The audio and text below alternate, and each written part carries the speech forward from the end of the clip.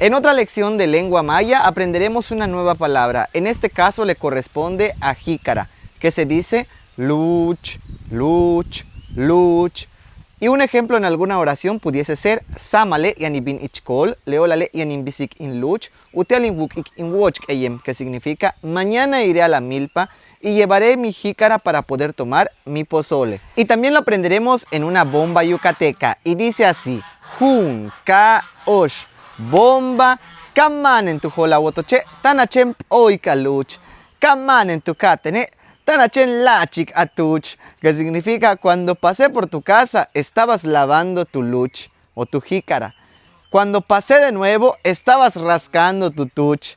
Espera las siguientes clases porque aprenderemos la diferencia entre el luch, que significa jícara, el lek, que es el tortillero, joma, y también el chuj, que es el calabazo, o el yeti maya, que conserva las bebidas de manera fría.